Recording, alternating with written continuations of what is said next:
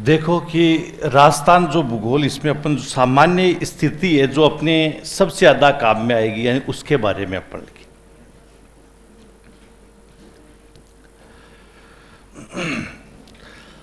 सबसे पहले जो भी सब्जेक्ट है यानी इसमें अपने को क्या पढ़ना होता है, यानी उसके बारे, जैसे कल अपन ने सिलेबस की बात की थी कि कौन कौन से अपने को टॉपिक पढ़ने हैं। भूगोल जिसको अपन ज्योग्राफी भी लिख देते हैं, ज़्यादातर तुम यही बोलते हो, कभी कभी अंग्रेज हो जाते हो ना तुम, होते नहीं हो?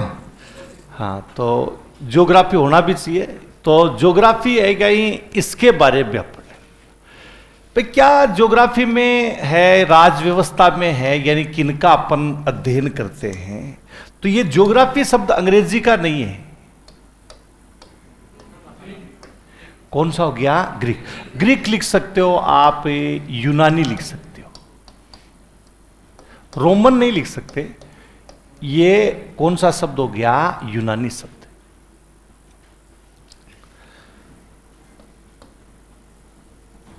भूगोल का तो शाब्दिक अर्थ यही हो गया कि पृथ्वी क्या है? गोल। ये इसका मतलब है कि भूगोल, इसका मतलब पृथ्वी क्या होगी? गोल। ये इसका मतलब। ये अरस्तु का आपने नाम सुना है, नाम सुना है ना? इसी प्रकार से उनके जो गुरुजी प्लेटो है, यानी उसका नाम सुना है। इराटोस्थनीज आते हैं। इन लोगों ने क्या है कि पृथ्वी को गोल माना था, कि हमारी पृथ्वी कैसी है? गोल। ऐसे ही जो एक शब्द है ज्योग्राफी, जो ग्रीक या कौन सा शब्द हो गया? यूनानी। ये दो शब्दों से बना हुआ है, जियो और कौन सा हो गया? ग्राफ। ग्राफो से ही ग्राफी बना है बात। और इस शब्द का सबसे पहले उपयोग, यानी सर्वप्रथम,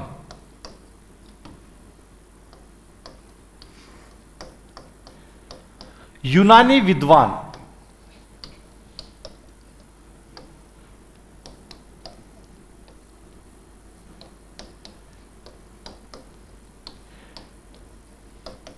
इराटोस्थनीज ने किया। उनसे पूछा गया कि हमारे वाले भूगोल से तेरे क्या दिक्कत है? तो इसमें यही है कि पृथ्वी क्या होती है? गोल। इसका मतलब कोई पृथ्वी गोल नहीं है। जियो का मतलब अर्थ सरफेस होता है।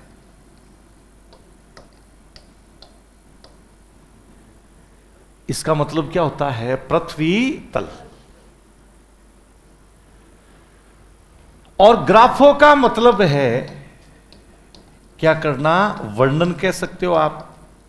कुछ जगह चित्रण भी होता है, कुछ जगह अध्ययन भी होता है।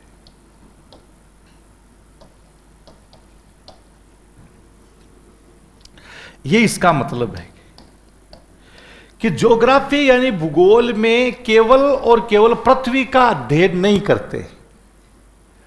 किसका अध्ययन करते हैं? पृथ्वी तल का। एक तो होता है पृथ्वी और एक क्या है? पृथ्वी तल। दोनों एक नहीं होती है। अर्थ सरफेस एक होता पृथ्वी के, एक होता है भूगर्भ, एक होता है भूतल, है ना? और एक होता है खगोल। तीन से। भूगर्भ का मतलब है पृथ्वी का इंटीरियर पार्ट, आंतरिकी भाग। उसका अध्ययन भूगोल में नहीं किया जाता है, भूगर्भ शास्त्र में किया जाता है। भूतल, इसमें पृथ्वी की क्या आती है? सतह। इसका अध्ययन किसमें करते हैं? जिसको अपन देख सकते हैं, पर्वत, पठार, मैदान, समुद्र, वनस्पति, ये सारी जो चीजें हैं यानी भूतल में आती। खगोल, अंतरिक्ष, एस्ट्रोनॉमी जिसको अपन कहते हैं, ग्रह नक्षत्र आते हैं, उनका अध्ययन इसमें किया। तीनों को हम कह देते हैं तो पृथ्वी बनती है।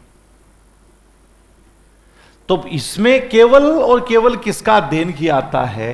पृथ्वी की। भूगोल में उससे पहले व्यवस्थित नहीं था भूगोल, इसको सिस्टेमेटिक करने का काम इराटोस्थनीज ने किया, इसलिए इनको व्यवस्थित भूगोल का पिता कहते हैं। सिस्टेमेटिक ज्योग्राफी है इसका पिता कह सकते हैं।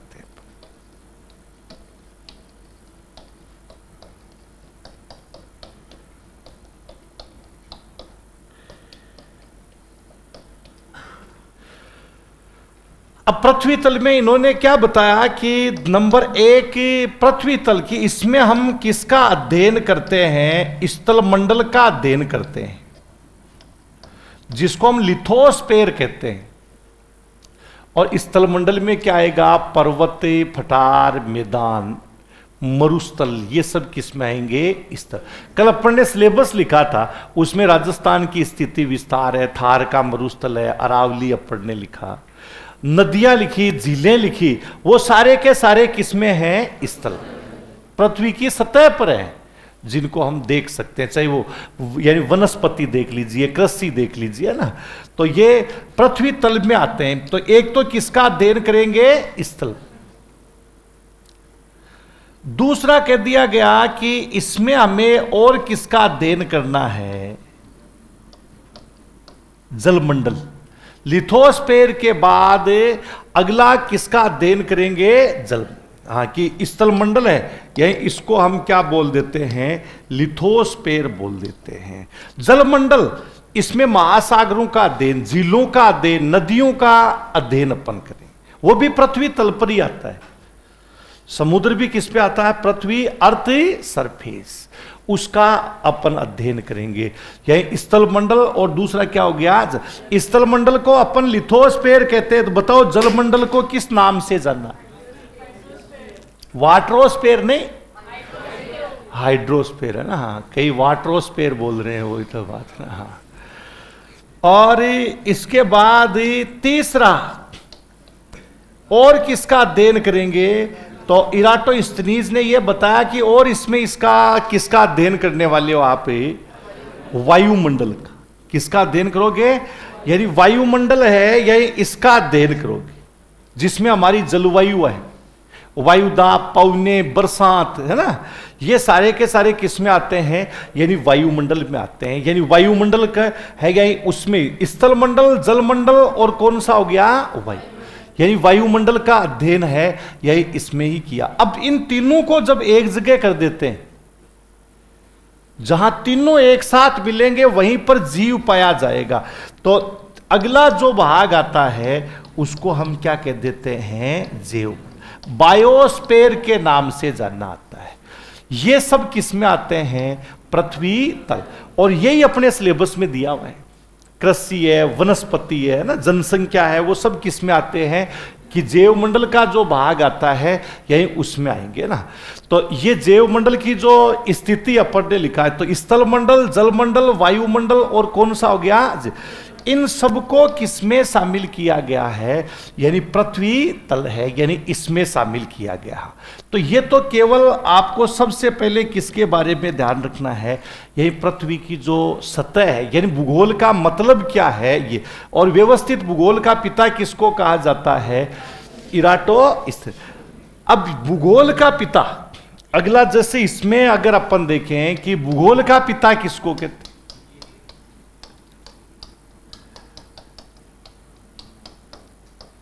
हिकेटियस है। हाँ, कि हिकेटियस को भूगोल का पिता, ये बहुत पहले थे, इराटोस्थनीज से बहुत पहले के आदमी हैं इन्होंने, लेकिन इन्होंने व्यवस्थित क्रमबद्ध नहीं किया था। लेकिन भूगोल का पिता ये, कई जगह आप हेरोडोटस भी लिखा मिलेंगे, वो ऐतिहासिक भूगोल के पिता। किसके पिता आते हैं? हाँ, कि ऐतिहासिक भूगोल है, यानी इसके क्या आते हैं? यानी पिता आते हैं। तो ये सारी जो स्थिति है यही भूगोल है, यही इसके। तो इतना तो आपको ध्यान होना ही चाहिए कि भूगोल में हम किसका अध्ययन करते हैं। तो भूगोल में हम किसका अध्ययन करेंगे? पृथ्वी तल है, यानी इसका अध्ययन करते हैं ना। तो ये तो भूगोल के बारे। अब हमें क्या है कि भूगोल के बारे में ऐसा ही जैसे मानचित्र वगैरह है गई, इनके बारे में जब मानचित्र के साथ अगर अपन भूगोल पढ़ते हैं तो वो क्या कहलाता है, चित्रण बिना मानचित्र के पढ़ेंगे तो वो क्या कहलाएगा। इन दोनों को शामिल कर देते हैं तो इसका मतलब क्या होता है, यानी ये तो भूगोल का हमारा क्या है मतलब। अब अपन सबसे पहले क्या भूगोल में काम में आने वाली चीज है उसके बारे में पढ़े। पहले इतना ये ऐसे ही उतार लो, आपको ध्यान दे कि ये अपने सिलेबस की बातें ही हैं सारी की सारी, है ना।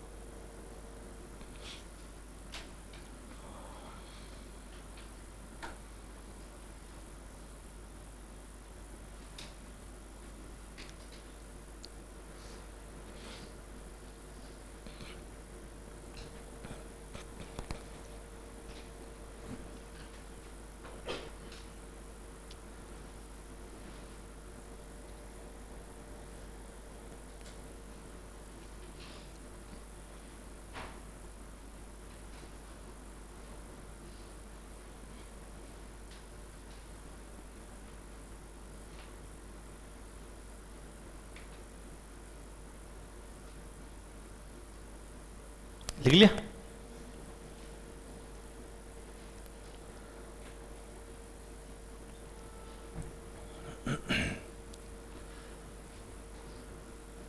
तो ये सब जो हमारे आंखों के सामने है, जिनको हम देख सकते हैं, ये सब भूगोल का विषय आता है, पृथ्वी तल का आता है, अर्थ सरफेस जिसको हम कह सकते हैं, भूतल कह सकते हैं, और यही हमारे पूरे सिलेबस है, यानी इसमें है, और इसी का मतलब भूगोल है आएगा।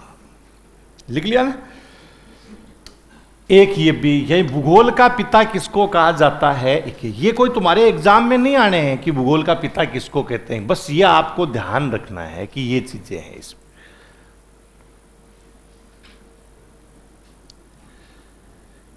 और इस मतलब इसमें हमें पृथ्वी के परिमंडल का अध्ययन कहते हैं।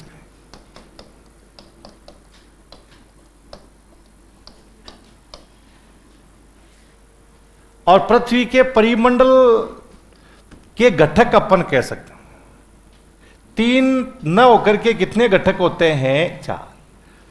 सबसे पहले जैसे स्थलमंडल, जलमंडल,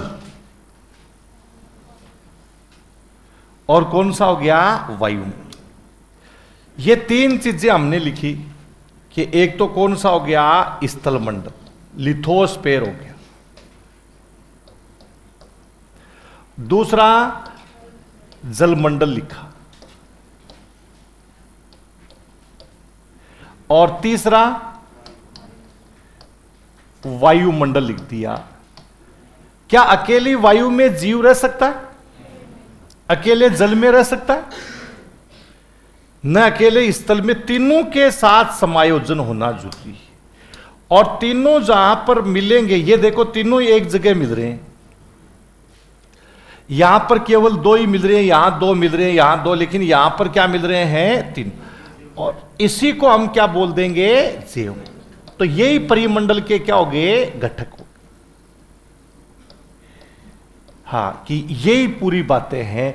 परिमंडल आता है, पृथ्वी के परिमंडल के घटक भी कह सकते हैं इनको, जो पृथ्वी परिमंडल, पृथ्वी के चारों तरफ का, पृथ्वी के परिमंडल के क्या हो गए? घटक। इनको चारों को हम पृथ्वी के परिमंडल के घटक भी कहे। यही हमारा जो पाठ्यक्रम है, यानी सिलेबस। कई बार पूछ लेते हैं कि परिमंडल का घटक नहीं है, निम्न में से पृथ्वी के परिमंडल का घटक नहीं है, उसमें दिया स्थल मंडल, जल मंडल, जैव मंडल, आयन मंडल। कौन सा नहीं है? आयन मंडल किसका घटक आता है? वायु, न कि पृथ्वी के परिमंडल में से आयन मंडल है वो केवल किसका घटक आता है? वायुमंडल का। तो ये चार घटक आप पढ़ने लिखे, तो ये चारों जो घटक है ये भी बना लो आप, पृथ्वी के परिमंडल लिख करके।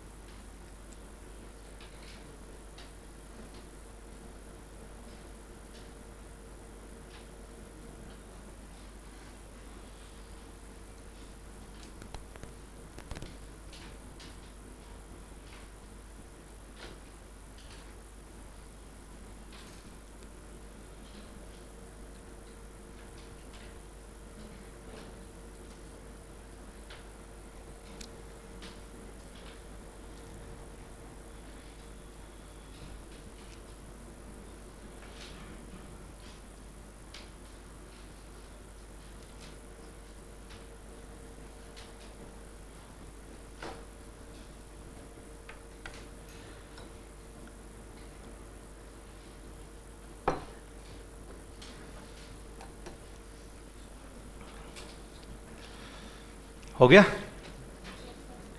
ये चारों घटक। अब देखो सबसे पहले, अब हमारा जो पहला ही पार्ट अगर अपन पढ़ेंगे स्थिति विस्तार, तो सबसे ज्यादा पूरे भूगोल में सबसे ज्यादा काम होता है दिशाओं का, डायरेक्शन का। और तुम्हारे लिए भी डायरेक्शन जरूरी है, सही दिशा में चलना। कहते हैं ना वो गलत दिशा में चला गया। अभी तुम जैसे सही दिशा में चल रहे हो, थोड़े दिन बाद में थोड़ा सा इधर उधर होना शुरू हो जाओगे, या नहीं होगे? अरे होते हैं क्या, नहीं होगे, है ना? अभी तो क्या है कि शुरुआत है, फिर धीरे धीरे क्या है कि थोड़ा बहुत इधर उधर डायरेक्शन भटकना बोलते हैं। तो जो सही, अब वही दिशाएं सबसे ज्यादा, मतलब पेपर में सबसे ज्यादा क्वेश्चन अपने डायरेक्शन के आते हैं कि मानसूनी पवने कौन सी दिशा से कौन सी दिशा की ओर, कौन सा जिला कौन सी दिशा में, कौन सा राज्य कौन सी दिशा। अब उनका अपन निर्धारण कैसे करेंगे, इसके बारे में अपने को पढ़ना होगा। तो डायरेक्शन क्वेश्चन पेपर हमेशा दो ही चीज से चलता है, एक डायरेक्शन से और एक डायमेंशन से। हाँ, उसकी दिशा और दशा दोनों को संभालना है आपको। एक दिशा और दूसरा क्या आता है? दिशा। तो दशा उनको देखना है कि क्वेश्चन में क्या पूछ रहा है, किस तरह की डायरेक्शन है। और ये आज का नहीं है, यही शुरुआती दौर का है। तो सबसे पहला हमें इन्हीं का पढ़ना, सब पूरे भूगोल में अपने ये दिशाएं काम में आएगी और इनको बहुत अच्छे से अपने को ध्यान रखना है। दैनिक जीवन में भी ये काम में आने वाली।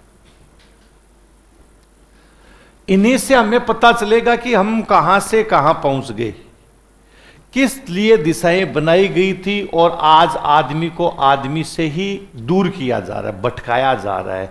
कितना हम अंधविश्वास में, कितनी कुंठाओं के अंदर जी रहे हैं, हमें यही नहीं पता। और हर चीज को हम स्वीकार कर चुके हैं कि हाँ ये तो होना ही, सब कुछ यही।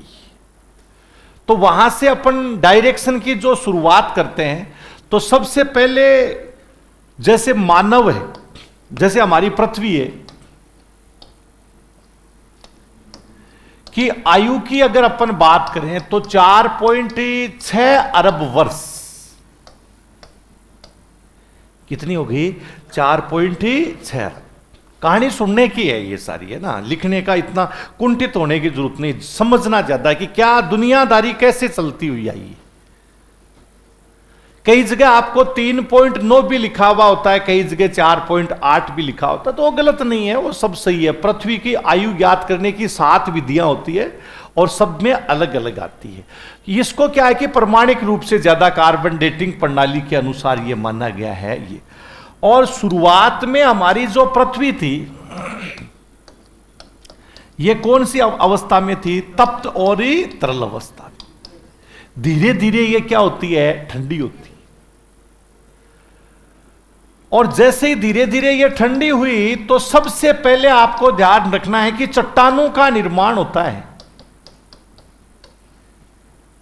और चट्टानों के निर्माण का मतलब आप ये कह सकते हैं कि सबसे पहले किसका निर्माण हुआ?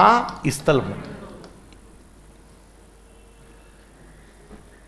सबसे पहले शुरुआत किसकी होती है? स्थलमंडल। लिथोस्फीयर है यानी स्थलमंडल है, इसका निर्माण होता है। जैसे ही पृथ्वी ठंडी होती है यानी चट्टानें बनती है, तो ये सिकुड़ती है, और इसके सिकुड़ने से जो लिथोस्फीयर था, चट्टानें थी, उनसे गैस मुक्त होती है। और प्रारंभ में जो गैस आती है यानी उसका नाम होता है हाइड्रोजन। कौन सी गैस है? हाइड्रोजन। फिर हीलियम भी बनती है।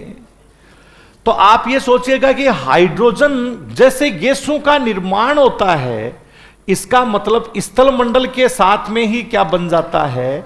वायुमंडल। कर्मिक रूप से बनता है, आदमी का कहीं अत्ता पत्ता नहीं है अभी। तो सबसे मतलब आपने एक शब्द सुना होगा, आवश्यकता आविष्कार की होती कैसे, उसकी बात कर रहे हैं अपन।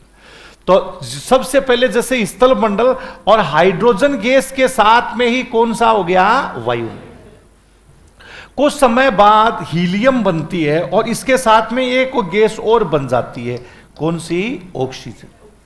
अब दोनों ने क्रिया की, हाइड्रोजन ने और कौन सी ने?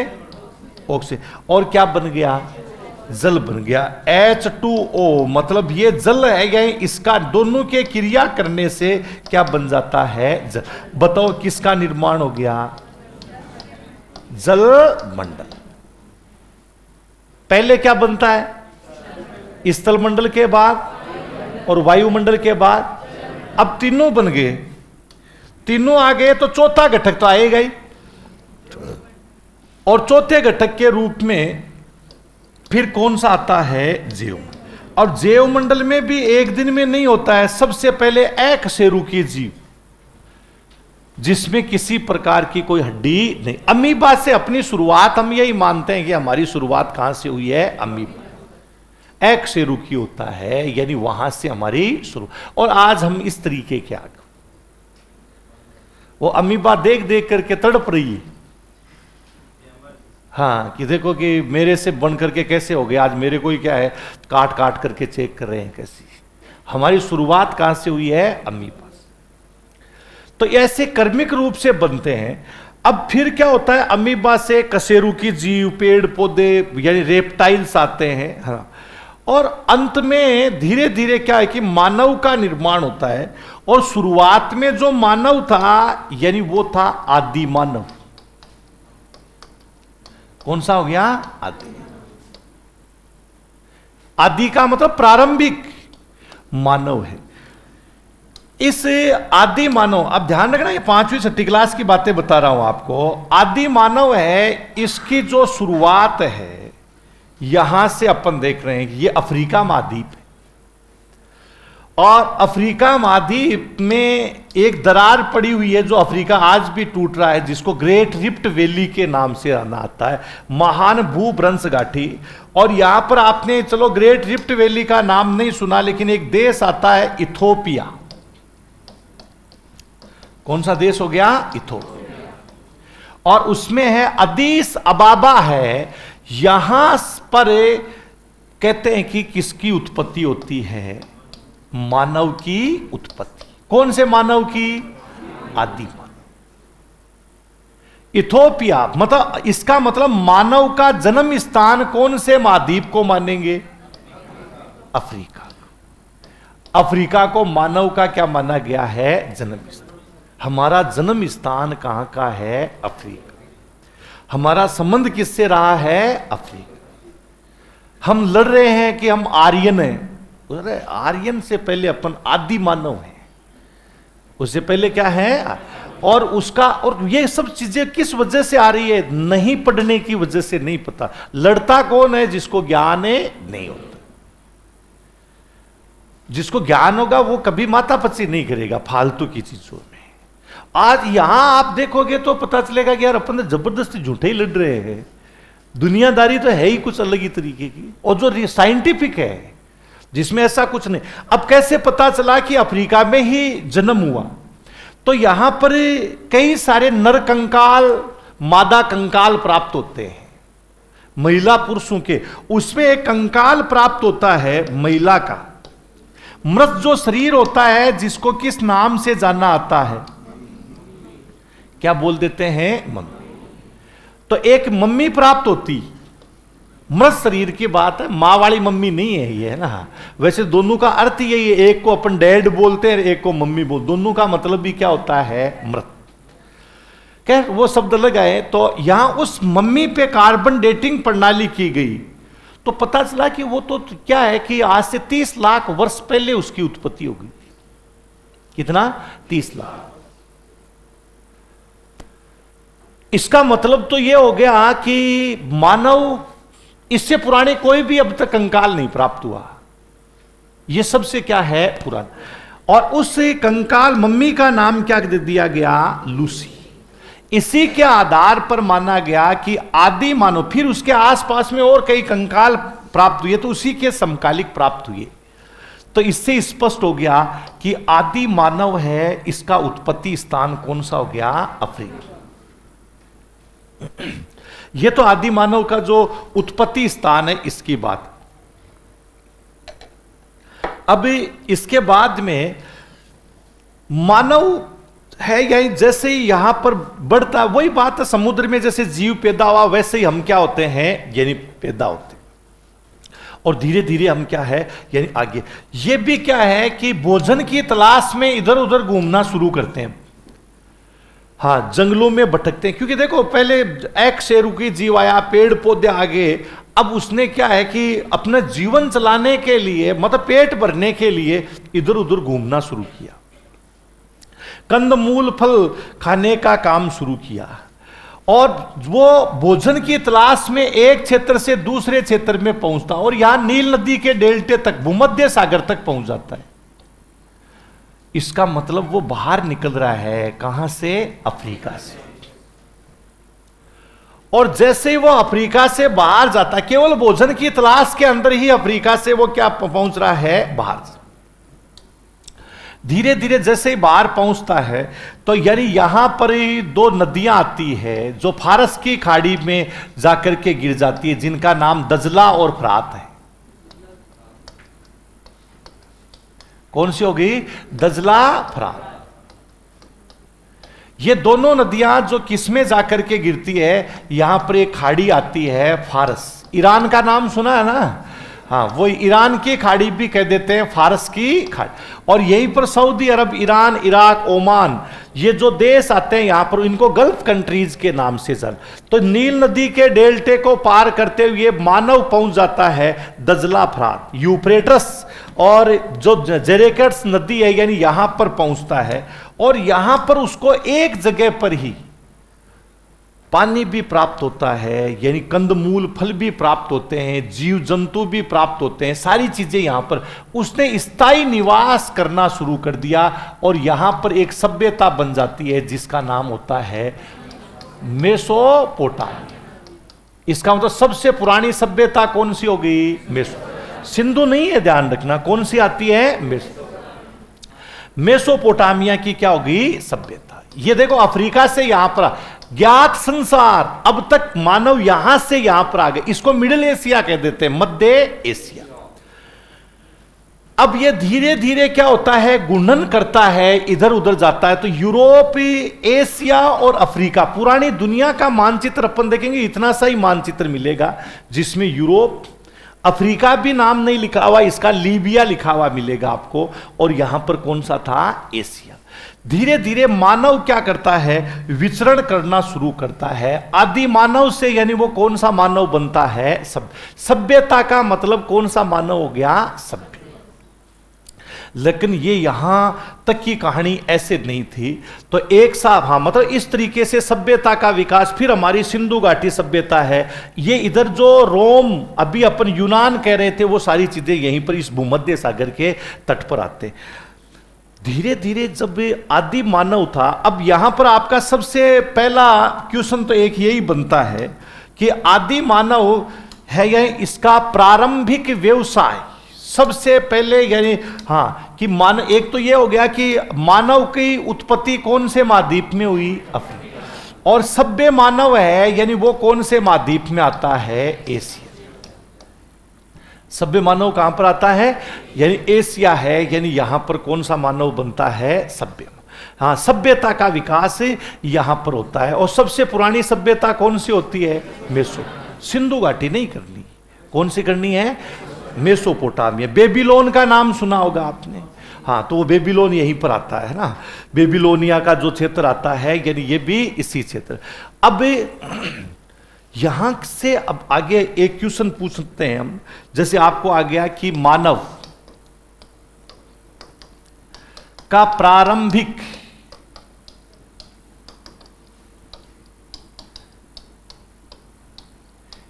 क्रियाकलाप था,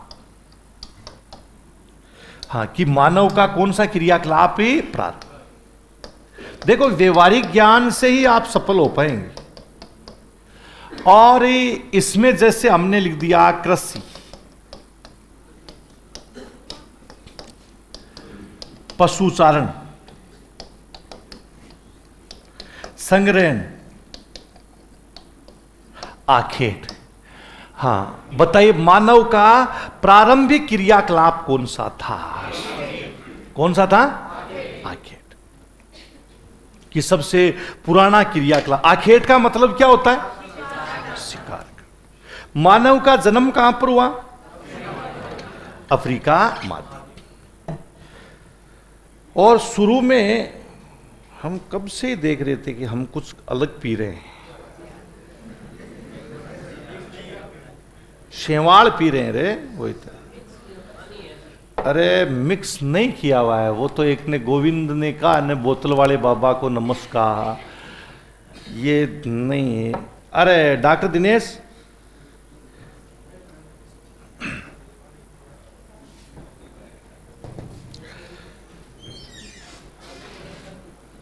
काफी देर से हम ले गए, थोड़े बहुत शेवाड़ तो पी गए, काफी शेवाड़ है इसमें। उनको बोल बहुत ज्यादा शेवाड़, बोतल में बहुत ज्यादा शेवाड़, बहुत ज्यादा से ज्यादा। तो हाँ, तो आपको अपने, हाँ मानव की उत्पत्ति कहां पर हुई, कौन से में, अफ्रीका। अफ्रीका मानव, वो कौन सा मानव था, सभ्य मानव या आदि मानव।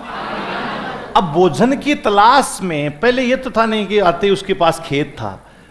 आप ये सोचो कि यहां से, कितनी अच्छी बात है, यहां से वो निकलता है, कहीं भी जा रहा है, उसको कोई रोकने वाला नहीं। किसी की जमीन का कोई बंटवारा नहीं। कोई कितनी अच्छी दुनिया थी। ये तो 300 साल पुरानी है भूमि का बंटवारा देशों के बीच में, केवल 300 साल पुरानी बातें हैं, और ये सब अंग्रेजों की हुई है। उससे पहले बोलो इसका कोई नाम, बाप का नाम, मां का नाम, किसी का कोई नाम, कोई इसका अत्ता पता, कोई है इस, कोई भगवान इसका है, कोई कुछ भी नहीं। आज कहां से कहां पहुंचा दिया अपने को, आदमी अपने स्वार्थ के लिए थोपता गया, थोपता गया, थोपता गया, और कहां से कहां लेकर के आ गया।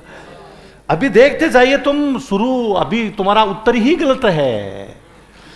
तो अब यहां पर आपको कि जन्म यहां पर हुआ, फिर आपने कहा कि मानव का प्रारंभिक व्यवसाय कौन सा? अच्छा, पैदा होते ही उसने अपना पेट भरने के लिए कंद मूल फल खाए या सीधा ही शिकार? बोलो क्या किया उसने? तो प्रारंभिक क्रियाकलाप आखेट हुआ या संग्रहण हुआ? तुम तो अभी आखेट बता रहे थे। अच्छा, तो जैसे आम लगा हुआ था तो उसका शिकार किया उसने। अरे मूर्खो, सबसे पहले कौन सा व्यवसाय था? संग्रहण। मैंने 2 बार पूछा था वो आखेट का मतलब भी क्या, कैसे जैसे समझे, बुद्धि है। यहां मैंने शिकार का तो नाम ही नहीं लिया, मैंने यही कहा कंद मूल फल खाने के लिए वो इधर उधर घूमता रहा। यहां भी किस लिए आया वो? क्या सभ्य बनने के लिए आया था या भोजन की तलाश? और एक साथ सारी चीजें यहां पर मिल गई उसको, तब उसने यहां स्थायी रूप से बसने का काम निर्णय ले लिया उसने, है ना? तो ये इसका मतलब सबसे पुराना व्यवसाय कौन सा है मानव का? बोलो, आखेट कर दो या संग्रहण? संग्रहण। ये छठी क्लास, 5वीं छठी क्लास का क्वेश्चन है, और ये तुम्हारे रीट में इनमें ऐसे ही चीजें पूछते हैं। अब देखो, एक काम तो हो गया, दूसरा आपको ध्यान रखना है, पानी की बाटली है किसी के पास? हाँ, कोई एक दे दो, मैं वापस नहीं देता बोतल, वही था ना। हाँ, वापस बोतल नहीं मिलेगी। किसकी है? अच्छा, तू तब दे रही है इसकी, तब है ना। बड़ी गजब है, ऐसी दुनिया हो गई। अब आ गया उधर, ये बोतल इसीलिए ली गई।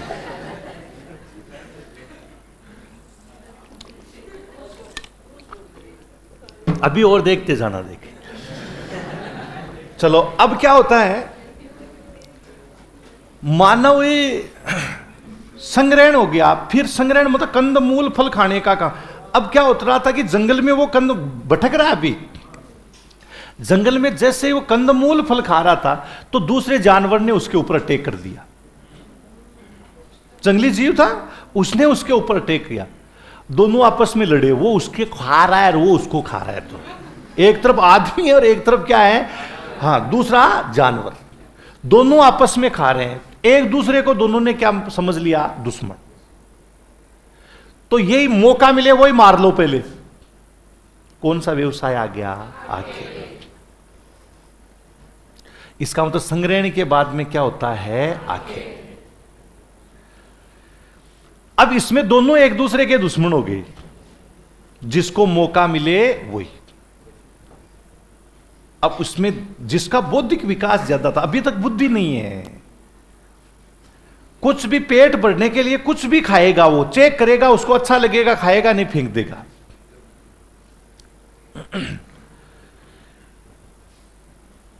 और ये युग भी एक तरह का ये था, इसमें कोई औजार नहीं था, पत्थर ही उसके क्या थे? औजार। इसलिए युग भी कौन सा था? पाषाणी। कौन सा युग था? पाषाण।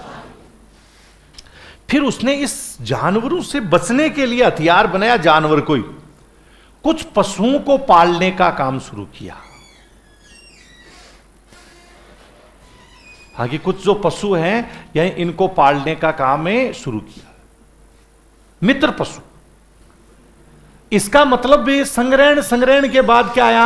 आखिर शिकार हुआ, और फिर उन जानवरों से खुद की रक्षा करने के लिए उसने कुछ पशुओं को पाला। कौन सा व्यवसाय आ गया? पशु से। यहां हम एक क्वेश्चन और पूछते हैं आप, दूसरा क्वेश्चन ऑप्शन यही रहेंगे, और क्वेश्चन नंबर 2 है कि मानव जीवन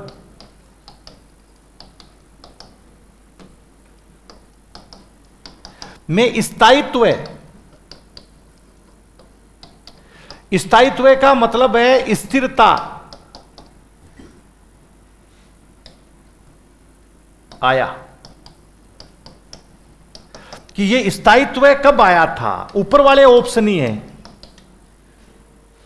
कृषि, पशुचारण, संग्रहण, आखेट। बताइए उसके जीवन में स्थायित्व कब आता है? ये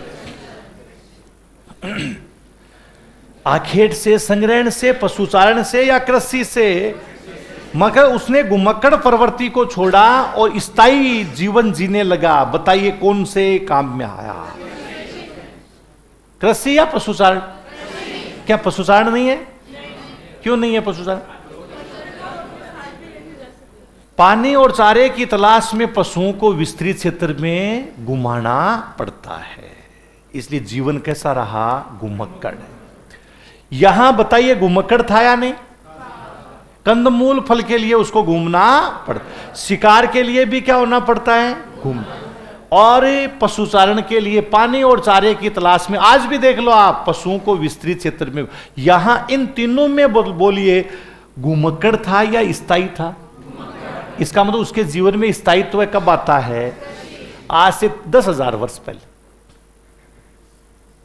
कितने वर्ष पहले? 10,000 वर्ष पहले ही उसके जीवन में स्थायित्व आता है। इसका मतलब इसका आंसर कौन सा हो गया? कृषि। कृषि को आप ये तो है नहीं उठा करके ले गए, एक बार बो दिया 6-8 महीने लगेंगे, ये तो है नहीं कि आज बोया कल समेटी और वापस कंधे पे रख के रवाना होंगे, संभव है नहीं। इसलिए मानव जीवन में जो स्थायित्व है, स्थिरता है, यानी वो कौन से व्यवसाय से आती है? कृषि। अब कृषि के लिए यह भी नहीं है कि खेत उसके लिए तैयार ही थे, इसके लिए आगे आगे फिर ध्यान रखना। अब उसने कृषि के लिए क्या करने का काम शुरू किया, निर्णय लिया, और यहां अब देखो उसमें धीरे धीरे स्वार्थ स्टार्ट होता है। ये जंगल है, बड़ा जंगल, हां, और इसी जंगल में के कुछ बाहरी क्षेत्र को उसने काट लिया, और वहां काट करके उसने देखो काम क्या है कि खेती करना शुरू कर दी, मतलब साफ किया, और यहां पर उसने क्या है? फसलें बो दी। अब जैसे ही फसलें बोने का काम उसने किया तो यहीं पर वो उसको रहना है 4-6 महीने, 10 महीने, 2 साल, 3 साल, जो भी। शिफ्टिंग कल्टीवेशन भी है, मतलब स्थानांतरित कृषि होती है भी, तो वो भी तो 3-4 साल तक की जाती। और यहीं पर उसने अपनी झोंपड़ी बना ली। यहां पर उसने अपने पशुओं को बांध दिया, और इसके साथ में ही कि ये पूरा जो क्षेत्र है या यहां मतलब खेत में काम करा, लेकिन अभी भी निर्भर किस पर है भाई? ये तो एक दिन में तैयार होगा नहीं। कंदमूल फल इसी से प्राप्त करना है, शिकार भी इसी से कर। इसको देखे देख इधर दूसरे ने भी, अब देखो दिशा कैसे आती है, और दूसरा व्यक्ति आता है वो भी यही करता है। ये भी यहां खेती करने का काम शुरू कर देता है, ये भी अपनी हट झोंपड़ी बना लेता है, लेकिन अभी ये व्यक्ति अपने पशुओं को भी रखता है। निर्भर ये भी किस पर है? जंगल पे। इसका मतलब जंगल कटना क्या होते हैं? शुरू होते हैं। जंगल कटने के पीछे 2 कारण आते हैं। मानवीय क्रियाकलाप ही आता है, कृषि, और कौन सा आता है? पशुचारण। दोनों चीजें आती, लेकिन अभी निर्भर है वो जंगल। झोंपड़ी के सामने बैठा है, इतने में ही देखा कि एक शिकार उसकी झोंपड़ी के सामने से भागता है और किसमें घुस जाता है? जंगल। अब ये इसका शिकार करना चाहता है, तो ये जो अपना हथियार, जो भी पत्थर का बना हुआ जो भी हथियार है, उसको लेकर के उस जानवर के पीछे दौड़ता है, और दौड़ते दौड़ते किसमें घुसेगा? जंगल। जंगल में घुसते ही उसको डर स्टार्ट हो जाएगा। डर किस चीज का? मरने का नहीं है, यहां वापस आने का डर, कि मैं वापस यहां पहुंच पाऊंगा या नहीं पहुंच।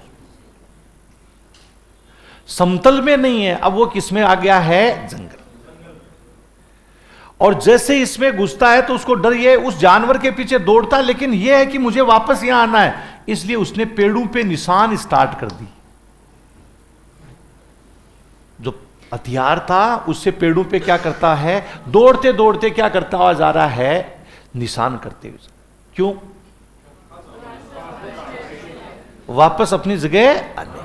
यही उसकी पहली भाषा थी, जिसको हम कौन सी भाषा कह सकते हैं? सांकेतिकी भाषा। इसको देख करके वो यहां दौड़ते हुए पहुंचता, थक जाता है या शिकार कर लेता है, बैठ जाता है, इधर ये भी ऐसे ही काम करते हुए दौड़ता हुआ आएगा। अब दोनों को इतनी जरूर पहचान है कि ये जैसा आदमी मैं हूं वैसा ये है, मेरा शिकार ये नहीं करेगा। हम दोनों क्या हैं, सिमिलर है। हम जानवरों का ही क्या करेंगे, शिकार। तो ये शुरुआत के दौर में अपन देख रहे हैं कि यहां पर दोनों बैठ जाते हैं, थके हुए हैं, और दोनों के बीच में अच्छी खासी दोस्ती हो जाती।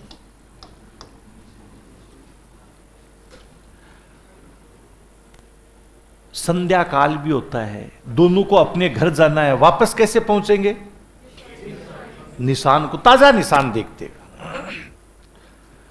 और जैसे ये लोग दोनों वहां पर पहुंचेंगे, इन निशान, लेकिन उससे पहले दोनों में बड़ी घनिष्ठता हो गई। वो भी कृषि कर रहा है, पशुपालन वो भी कर रहा है, संग्रहण भी कर रहा है, शिकार भी, सारे व्यवसाय क्या है, यानी वो एक साथ कर रहे हैं।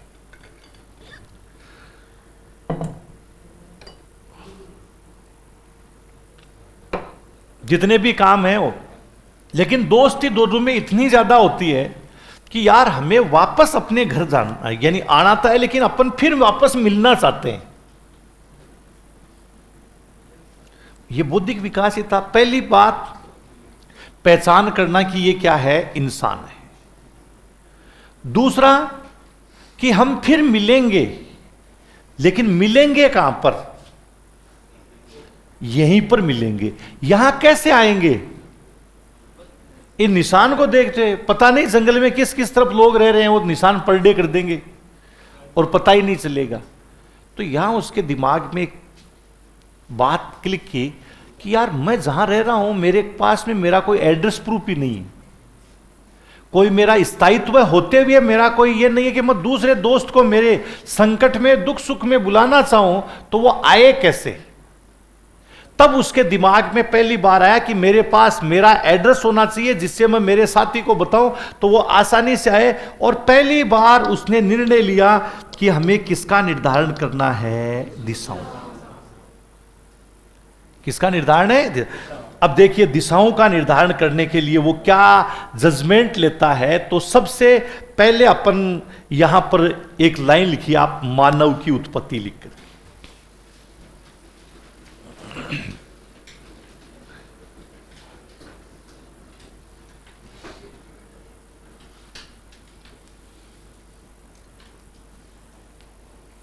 मानव की उत्पत्ति लिख करके लिखो।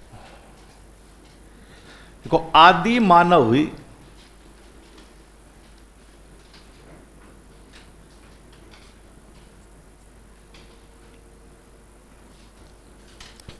आदि मानव की उत्पत्ति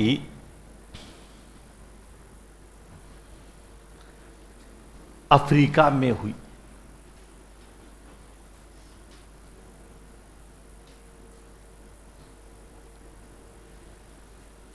अफ्रीका में हुई। यह प्रारंभिक अवस्था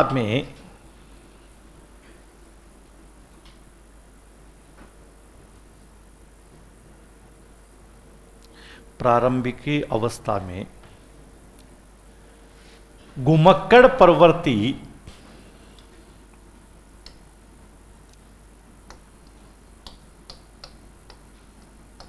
घुमक्कड़े प्रवृत्ति का था।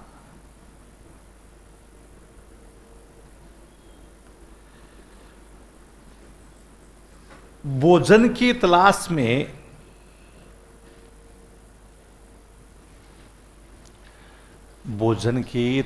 में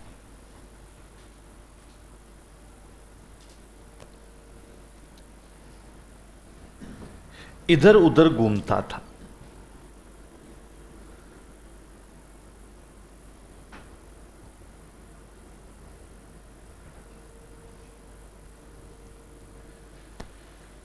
कृषि व्यवसाय के साथ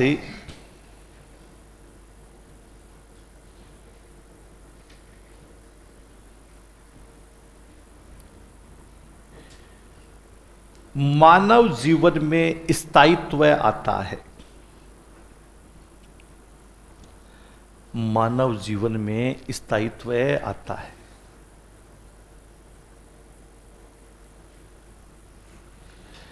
इसके साथ मानव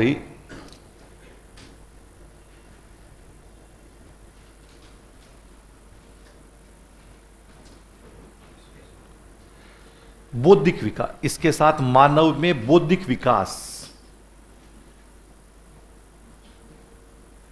बौद्धिक विकास से शुरू होता है।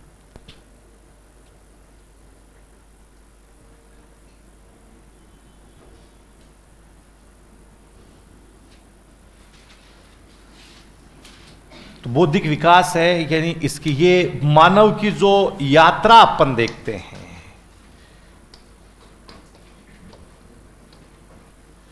हाँ, कि मानव जो घुमक्कड़ प्रवृत्ति का होता है, ये यहां पर लूसी जो अफ्रीका है, या इसमें अपन देखें तो मतलब कोई भी चीज को पढ़ने से पहले उसका आपको डायरेक्शन की किस तरीके से वो आया होगा। अब यहीं से वो यूरोप जाता है, यहीं पर एशिया में जाता है, हमारे किस तरफ आता है, भारत, ज्ञात, फिर धीरे धीरे धीरे धीरे यानी आगे बढ़ता है।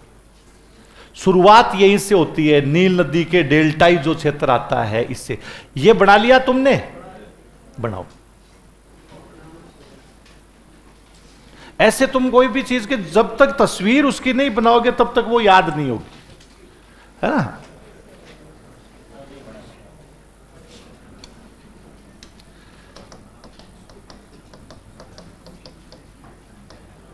हमारे रतन टाटा साहब का नाम सुना तुमने? वो यहीं से आए थे। उनके पूर्वज जितने भी पारसी थे ना, वो सारे कौन सी खाड़ी से आए? फारस की खाड़ी। यहां पर और एक पूरा पर्शियन समुदाय, हम भी मध्य एशिया, मिडिल एशिया है, यानी यहीं से आते हैं। मस्त जाफट भी ठोक तो टाइम को लगाया करो। जैसे है वैसे ही बनाना है। रोटी खाए जब तू मन पूछा है कि रोटी क्या खाऊं मैं? हाँ, तो बस तो इसको भी बना ले, ज्यादा मुंह नहीं लगना है ना।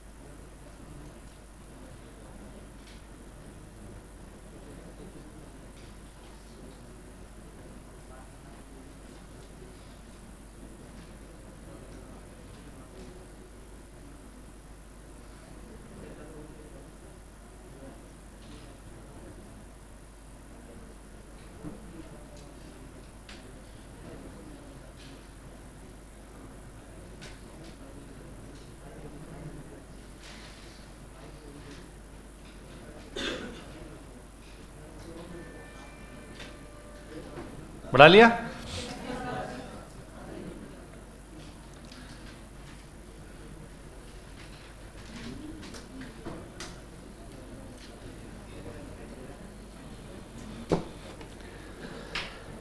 तो यहां से इसकी जैसे मानव की शुरुआत, जैसे इसका बौद्धिक विकास स्टार्ट होता है तो मानव जीवन में भी स्थायित्व है। तो यहां सबसे पहले आपको ध्यान रखना, मानव का प्रारंभिक क्रियाकलाप कौन सा हो गया? तुम आखेट करोगे, अभी बता रहा हूं, है ना। आखेट नहीं करना, सबसे पहले कौन सा?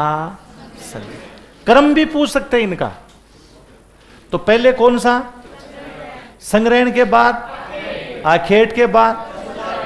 तो इसका जैसे क्रम लिखें, क्रमशः सबसे पहले संग्रहण, इसके बाद आखेट, आखेट के बाद पशुचारण, पशुचारण के बाद कृषि, फिर परिव्यापार आता है, और उसके बाद में विज्ञान प्रौद्योगिकी। आगे वर्तमान में हम किस में चल रहे हैं? विज्ञान प्रौद्योगिकी। विज्ञान प्रौद्योगिकी अगर यहां तक आ चुके, तो ये कर्मिक, इसी को मानव का क्या कह दिया आता है, हाँ विकास क्रम कहते हैं। हाँ कि फिर ट्रांसपोर्टेशन आता है, परिवहन आता है, व्यापार आता है, यानी जैसे परिवहन, इसी से फिर क्या चलता है, व्यापार, इससे विज्ञान प्रौद्योगिकी,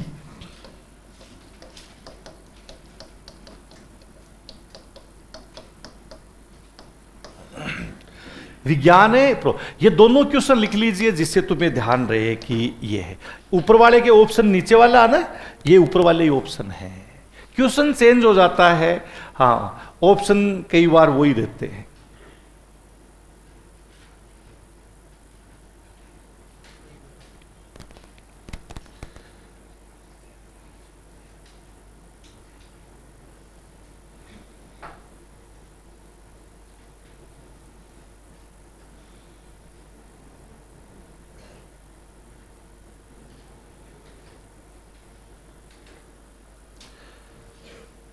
दिनेश कुछ फोटो भेजिए रहे तेरे पास।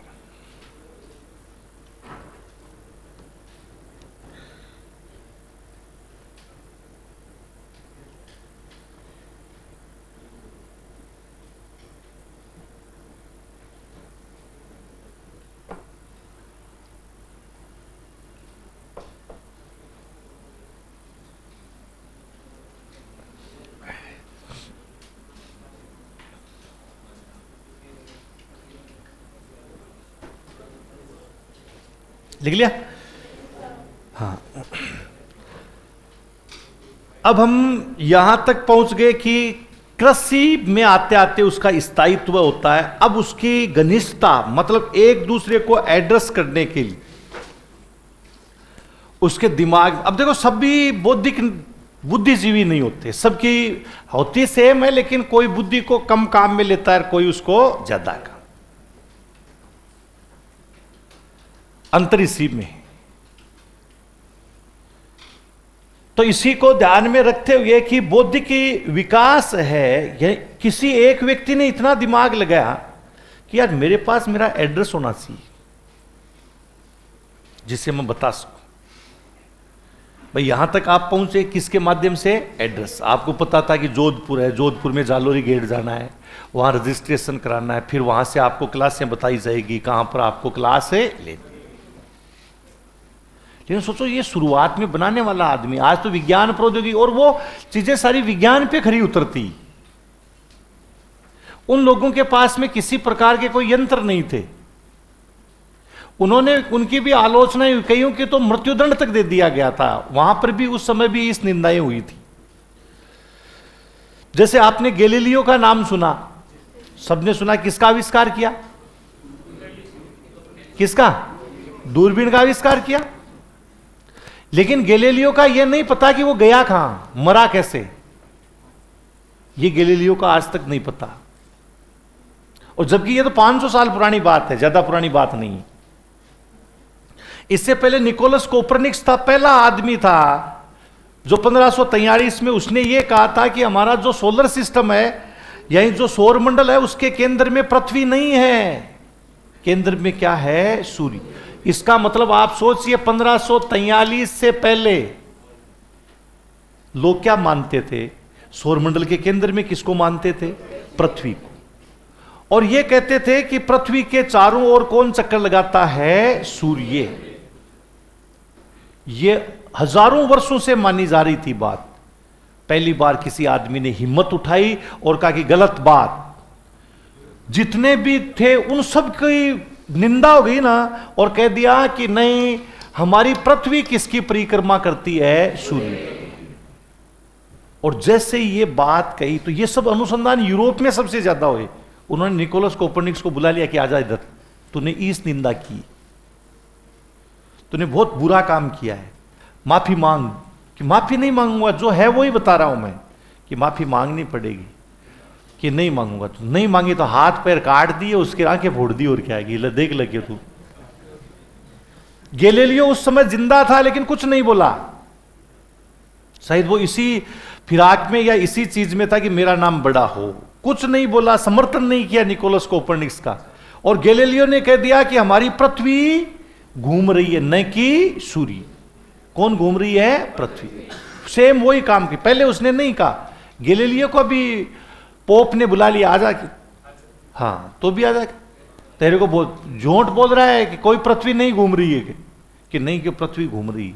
अरे क्यों, समझ जा, देख वो एक का क्या हाल हुआ कि घूम रही है, मैं बता रहा हूं। तो खूब समझाया गैलीलियो को, नहीं माना, पकड़ा, मुस्टंडे को बुलाया, पकड़ो गए इसको और काल कोठरी में ले जाके डाल दो, अंधेरा हो जहां पर कोई मानव का दर्शन है नहीं, और 7 दिन तक पड़े रहने दो इसको। 7 दिन में देखा होगा सिलेंडर हो गया होगा, अब तो बुद्धि आ गई होगी। जाकर के उससे मिले, पोप ने बात की कि क्या गैलीलियो समझ आया तेरे कुछ? कि हाँ पहले समझ में आया था, पृथ्वी घूम रही है। पृथ्वी क्या हो रही है? घूम रही है। कि तू तो कहां घूम रही है, तू तो नजरबंद था। कि नहीं मां, नजरबंद कहां था, मैं तो खुद ही घूम रहा था। कि कैसे घूम रहा था? कि पृथ्वी घूम रही। अब आगे गैलीलियो का क्या हुआ इसका नहीं पता, उसको घुमा दिया परमानेंटली। कैसे मौत हुई उसका कोई पता नहीं आज। तो ये कोई नई चीजें नहीं है, जैसे आज चलते ही छोटी छोटी बातों पे लड़ लेते हैं, मेरे वाला भगवान ऊंचा है, तेरे वाला नीचा है। आजकल तो अपने तो ऐसे ही लड़ने, डीजे पर लड़ने लग गए ना। हाँ कि वो तेजा जी वाला गाना लगा लिया तो मैं दूसरे वाले नहीं नाचेंगे जी, वही बात है। हाँ पालपू जी वाला लगा लिया तो वो नहीं नाचेंगे। बस उन लोगों ने क्या गुनाह किया था? वो तो लोग देवता थे ना, इंसान ही तो थे। उन्होंने कोई गुनाह थोड़ी, ये थोड़ी कहा था साली ऐसी पीढ़ी आएगी जो हमारे नाम पे लड़ेगी, हमें जातियों में बांध देगी। उनको थोड़ी पता था वो, तो उन्होंने सबके लिए क्या किया था का। तो ये शुरू से होता है, इसमें ज्यादा हताश नहीं। बस इतना सोचन शक्ति आपकी कितनी है, कितनी पावरफुल, आप कितना सोच सकते हो, कहां तक जा सकते हो। बस बुद्धि विकास उसी से होगा, किताबें याद उसी से होगी, रटने से नहीं होगी। तो अब यहां पर भी उसने क्या है कि दिमाग लगाया। तो एक व्यक्ति देखो आगे चल करके अब देवता आना शुरू हो जाएंगे थोड़ी देर में। अभी तक मैंने कोई देवता का नाम लिया? अभी तक उसके लिए देवता भोजन ही है, जंगली देवता है। सूर्य उसके लिए देवता, जली उसके लिए क्या है? देवता है। उसके अलावा कोई देवता नहीं। आगे अब शुरुआत होती है तो एक व्यक्ति ने कहा एड्रेस तो हम बनाएंगे चाहे कुछ भी हो जाए, और उसने कई चीजें बनाने का काम शुरू किया। सबसे पहले उसने देखा कि यार मैं किसको आधार बनाऊं, तो सबसे पहले उसने सूर्य पर अध्ययन किया कि यह हमेशा उदय होता है और हमेशा ही क्या होता है? अस्त। क्यों नहीं यार इसको आधार बना करके हम किसका निर्धारण कर लें? दिशाओं। लेकिन एक दिन में नहीं होना है। जैसे किसी चीज का पेटेंट भी होता है तो सालों लग जाते हैं। तो सूर्य को देखा और ये पता चला कि ये उदय भी होता है और अस्त भी होता है, लेकिन पूरे 12 महीने एक जगह से नहीं होता। जैसे गर्मियों में आप देखते हो बिल्कुल क्या होता है? बीच से निकलता, पूर्व से निकलता है, लेकिन कहां से निकलता है? बीच से। हमारे सिर के ऊपर क्या होता है? सीधा, दोपहर के समय। और पश्चिम में क्या शीतकाल में भी ऐसा ही होता है? बोलो, सर्दियों में ऐसा ही होता है। कोने में आएगा, बीच से नहीं निकलेगा, पूर्व से तो निकलेगा लेकिन एक कोने से दूसरे कोने, पश्चिम में अस्त हो जाए।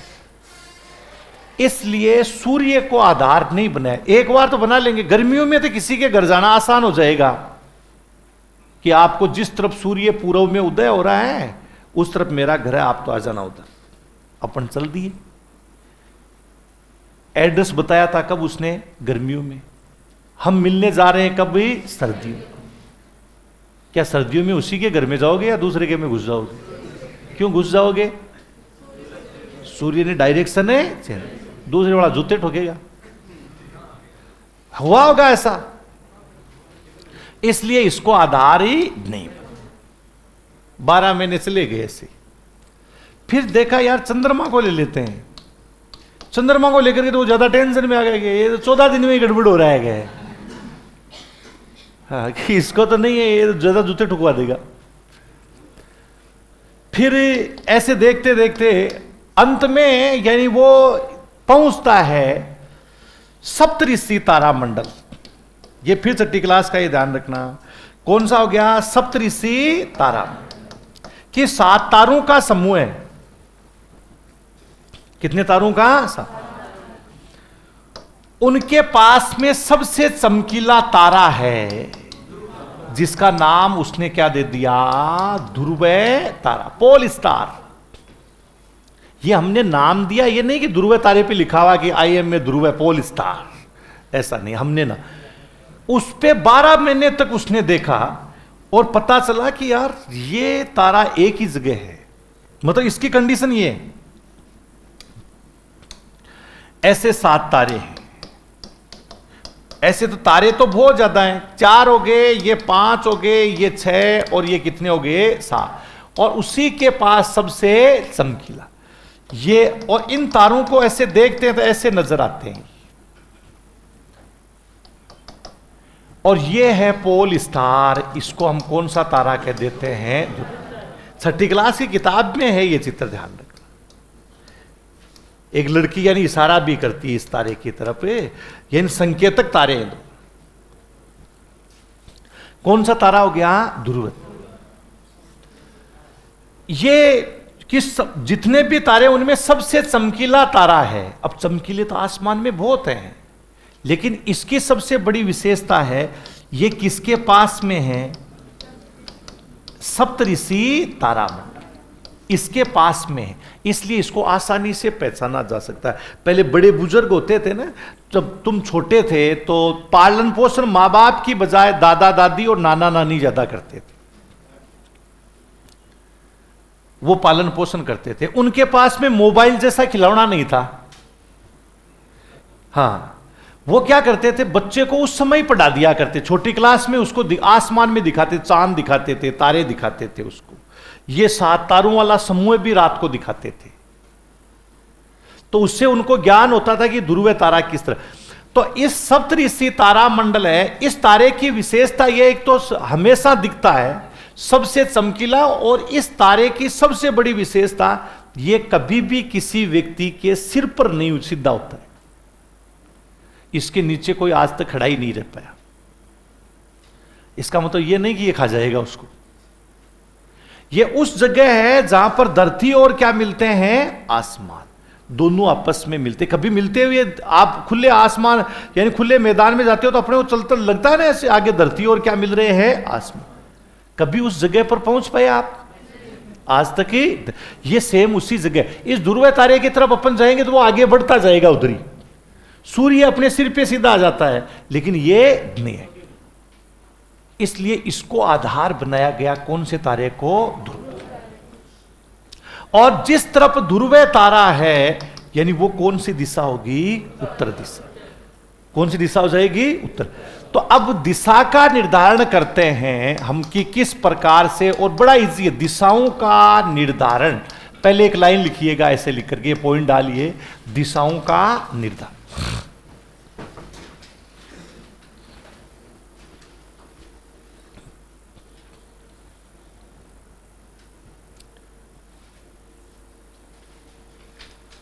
दिशाओं का निर्धारण लिख करके लिखो।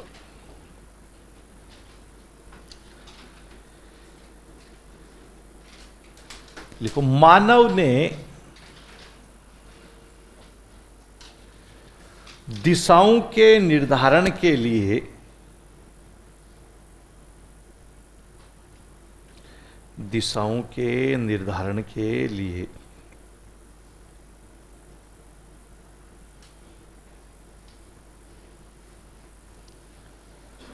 ध्रुव तारे को आधार बनाया। ध्रुव तारे को आधारी बनाया।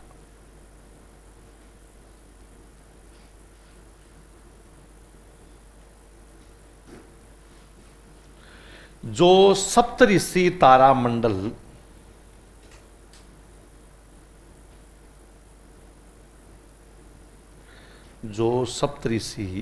तारामंडल के निकट है।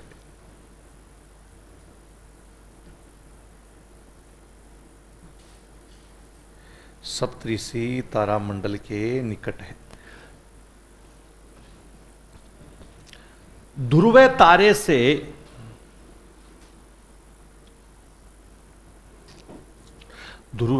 से उत्तर दिशा का निर्धारण होता है।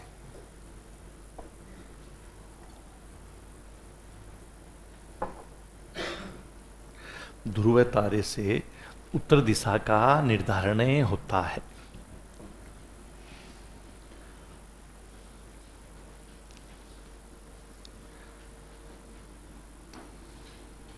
अब उत्तर दिशा का कैसे निर्धारण होगा इसके बारे में ये फटाफट बना लो। अपने पास 15 मिनट है, 15 मिनट में दिशा का निर्धारण और करना है, इसलिए थोड़ा जल्दी बनाइएगा।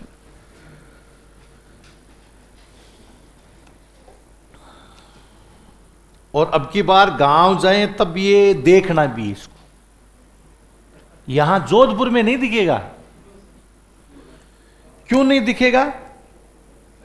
ये थोड़ी है मैं लाइट बंद कर दूंगा, लाइट नहीं, पोल्यूशन, प्रदूषण है, तारे नहीं दिखते हैं। देखने तो रात को 2 बजे 12 बजे बाद ही दिखेगी, इतना ज्यादा प्रदूषण होता है यहां पर।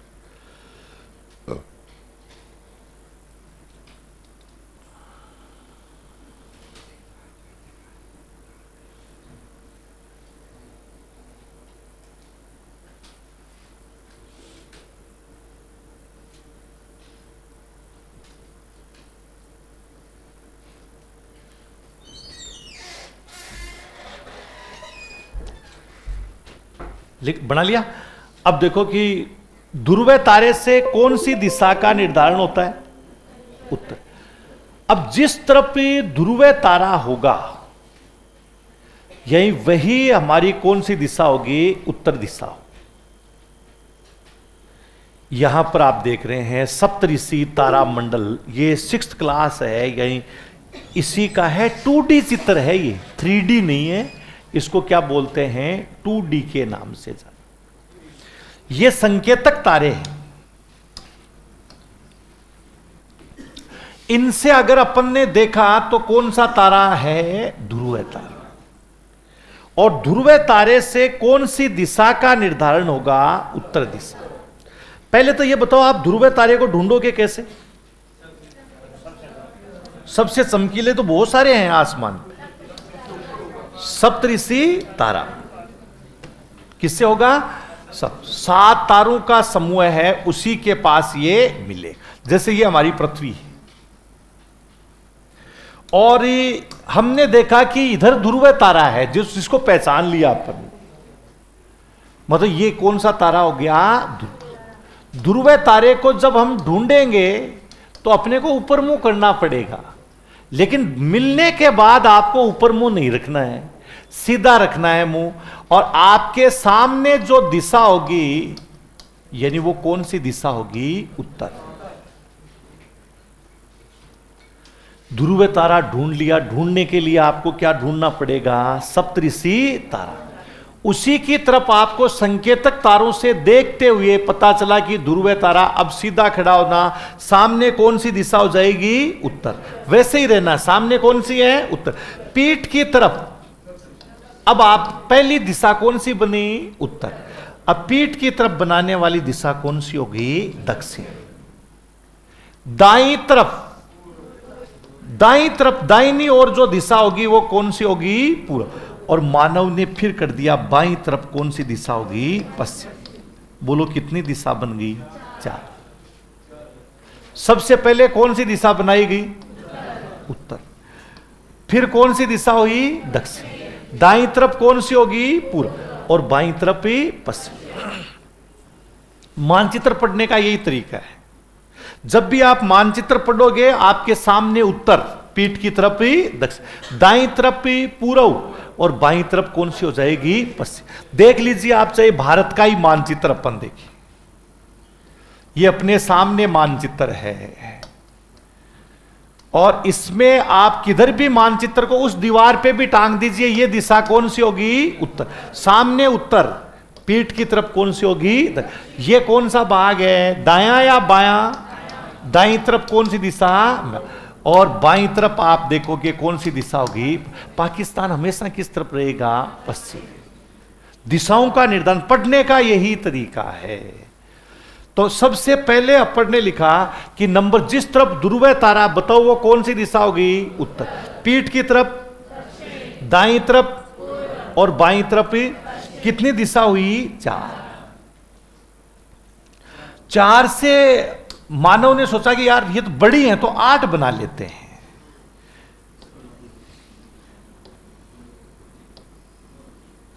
अब ये उत्तर और कौन सी होगी? पूर्व। दोनों आधी आधी ले ली तो कौन सी होगी? उत्तर। पूर्वोत्तर भी लिख सकते हैं इसको, ऐसा कोई जरूरत नहीं है कि पूर्व उत्तर गलत नहीं होता। हाँ, इधर वाली जो दिशा आती है इसको क्या बोल दिया आता है? दक्षिणे पूर्व। ये वाली जो दिशा है इसको क्या बोलेंगे? और इधर वाली दिशा को दक्षिण। 4 से कितनी दिशा होगी? 8। 4 से 8 दिशाएं होगी। ये दिशाएं हैं 4 से 8। इन 4 जो दिशाएं बनाई गई इनको वास्तु के अनुसार भी सेट कर दिया गया। तो जिस तरफ ध्रुव तारा होगा बताइए वो कौन सी दिशा होगी? उत्तर। पीठ की तरफ दाईं तरफ और बाईं तरफ पश्चिम। बताओ ये कौन सी दिशा है? कौन सी है? ये और ये कौन सी दिशा? ये। शाबाश, मान ली। अरे मूर्खो, ये उत्तर थोड़ी है, ये ऊपर है। गंगानगर राजस्थान के कौन सी दिशा में है? कौन सी दिशा में? बांसवाड़ा कौन सी में? तो गंगानगर ऊपर लटक रहा है। इतनी देर ज्ञान दिया, मैंने कहा था क्वेश्चन पूछूंगा मैं आगे। मैंने क्या कहा? ध्रुव तारे को देख करके ऊपर मुंह रखना, यही कहा था क्या मैंने? सामने ये कौन सी दिशा है? उत्तर। ये कौन सी होगी? दक्षिण। पूर्व। और ये कौन सी है? पश्चिम। ये कौन सी है? ऊपर। ये क्या है? नीचे। क्या? उत्तर है। गंगानगर के कितने लोग हैं? एक भी नहीं है। हनुमानगढ़ का तो होगा। हनुमानगढ़ तो तू ऊपर से कूदी थी।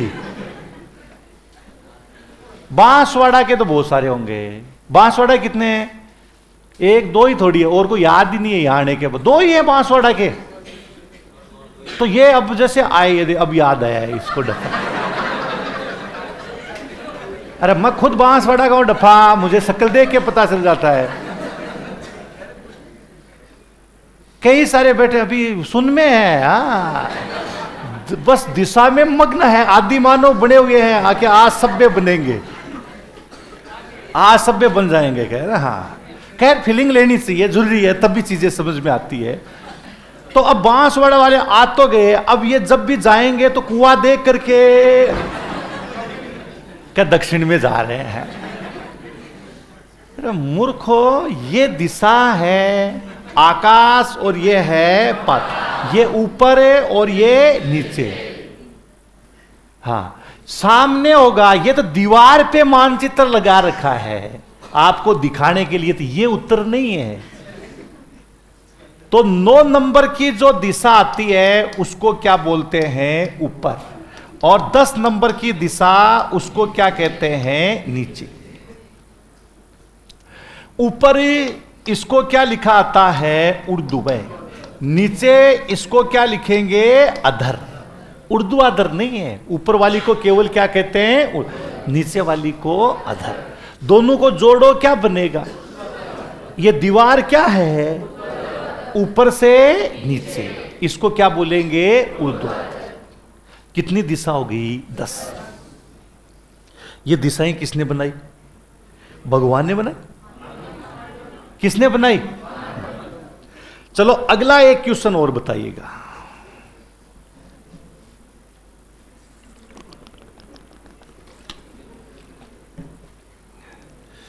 अगला यह है कि सूर्य उदय, मतलब सूर्योदय और सूर्यास्त वास्तविक है या दिशाएं वास्तविक? बताओ, सूर्योदय या सूर्यास्त वास्तविक या दिशाएं वास्तविक? क्या है? शाबाश, दिशाएं वास्तविक। क्या बात, मतलब सूर्य उदय अस्त नकली है वो तो। ये तुम्हारी बुद्धि है, मास्टर बनने जा रहे हो तुम। अच्छा, जब दिशाएं नहीं थी तब सूर्य उदय और अस्त नहीं होता था? नहीं होता था। तो वास्तविक क्या हुआ? सूर्य वास्तविक हुआ या दिशाएं वास्तविक? क्या है वास्तविक? सूर्य। दिशाएं वास्तविक ही नहीं। दिशाएं क्या बनाई गई है या प्रकृति प्रदत्त है? किसने बनाई? तो मानक हुई या वास्तविक हुई? दिशाएं क्या है? मानक है। लेकिन कैसे दिमाग में सेट हो गई, लगता है ये तो वास्तविक ही है। अरे टाइम ही वास्तविक नहीं है।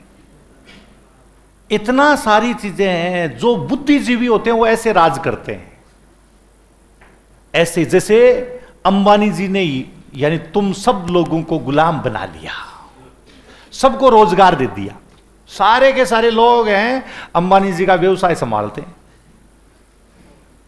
थोड़े दिन बाद में एलन मस्क का संभालना पड़ेगा, वो बुद्धिजीवी है इसलिए। तो वास्तविक क्या है? सूर्य वास्तविक है या दिशाएं? क्या है? सूर्य या दिशाएं? सूर्य वास्तविक। दिशाएं क्या है? किसके द्वारा बनाई गई है? मानव के द्वारा। मानव ने बनाई है इनको अपनी सुविधा के लिए। बदली जा सकती है इनको। जैसे एलन मस्क है, पूरी दुनिया को बदलने में लगा, कह दिया 10 साल में मुझे पूरी दुनिया चेंज चाहिए। 5000 साइंटिस्ट उसकी लेबोरेटरी में लगे हुए हैं। नासा को भी मात दे दी उसने। जब सुनीता विलियम्स हैं अंतरिक्ष में अटक गई तो लाने के लिए नासा नहीं गया, स्पेस एक्स है ये उसका जा रहा है। वो लोग हैं जो बदल देंगे दुनिया को। और वो फिर कहेगा कि ये दिशा तो गड़बड़ थी, ध्रुव इधर है ही नहीं कि इधर है। उस दिन से नया ध्रुव उधर ही होगा। ऐसे ही राजा महाराजा क्या करते थे? अपना इतिहास खुद लिखवाते थे। वो यही काम करते थे और उसको लिखवाते थे।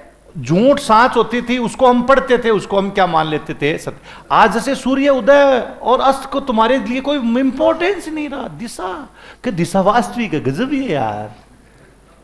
और ये कौन सी दिशा? क्या उत्तर है? हिमालय ऊपर लटक रहा है, तो आने वाला है नीचे। कभी सोच लिया करो, इसको दिमाग लगा लिया करो। सबसे बड़ी दुग्ध तुम्हारा दोष नहीं है, समझाने में ही दोष है ना।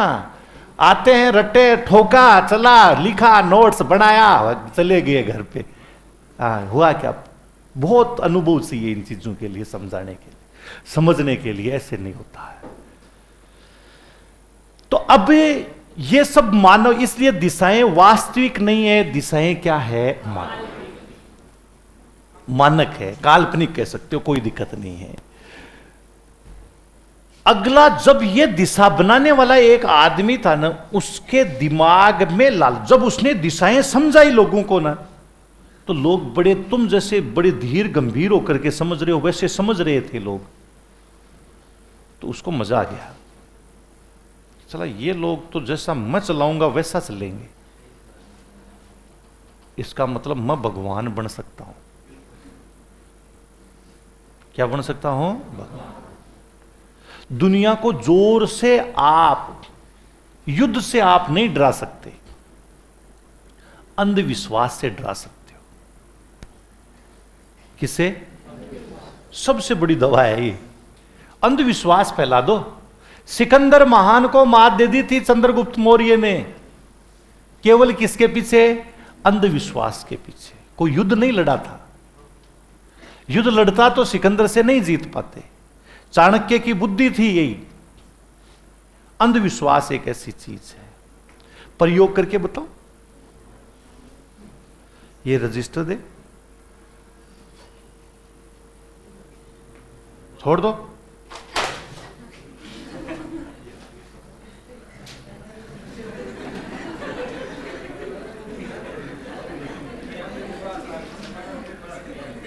जो करना चाहा वो क्यों नहीं किया? क्या समझे? ये बहुत दुखी है। क्यों दुखी है? विद्या गिर गई।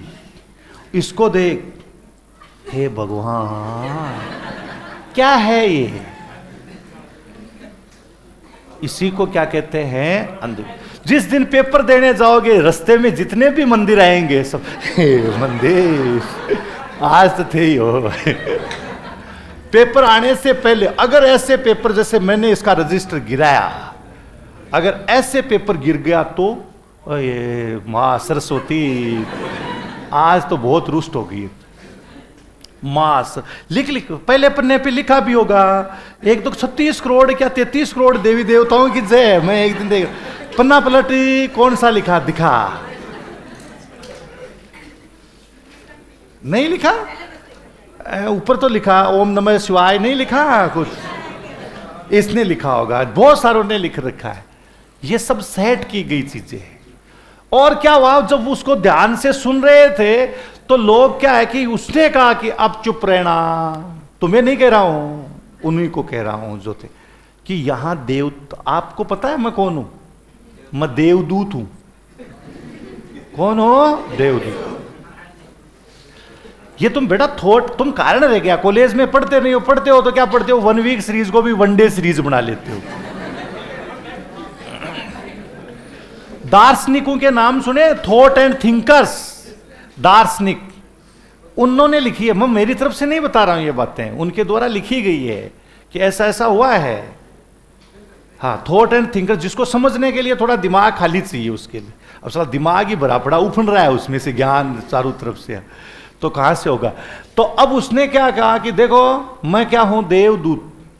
लोगों ने मान लिया कि हाँ यार हम तो सब मूर्ख हैं, हमें तो पता ही नहीं था दिशा इधर है, और कि मेरे को इस भगवान ने ही बताइए कि इधर कौन सी दिशा होगी, उत्तर। कि कौन से भगवान ने बताया कि कुबेर है इधर। कौन है? नाम सुना कुबेर का? कि हाँ, कि फिर मेरी मुलाकात हुई दक्षिण में कि किससे? यमराज से। कौन है? यम। मुश्किल से उन्होंने मेरे को कहा कि तू जाके अपने लोगों को बता दे कि इधर मैं रहता हूं, ज्यादा नाटक नहीं करे, ले जाऊंगा पकड़ के। हाँ, तो कि इधर कौन सा मान लिया? यम। आज भी घर में देखते होगे दक्षिण की तरफ सिराना करके नहीं सोते हैं, घर वाले टोक देते हैं ना, वो यमराज परमानेंट बैठ गए इधर। इसके बाद पूर्व कि भगवान इंद्र देवता है। हाँ, पूर्व जो बादली पूर्व की तरफ बनती है तो क्या अपने क्या होगी? वर्षा। और पश्चिम में भगवान वरुण भगवान है, वायु के क्या है? देवता है। कौन से हो गए? कितने देवता हो गए? 4। अभी 4 नहीं, आगे और आएंगे। लेकिन सबसे बड़ी दिक्कत ये हो गई, समझ रहे हो ना? तो इतना तो उतार लीजिएगा आप, है ना? यहां तक कर लिया था अपन ने। हाँ, पहले वाले मानचित्र, पहले कैसे मानचित्र हुआ करते थे,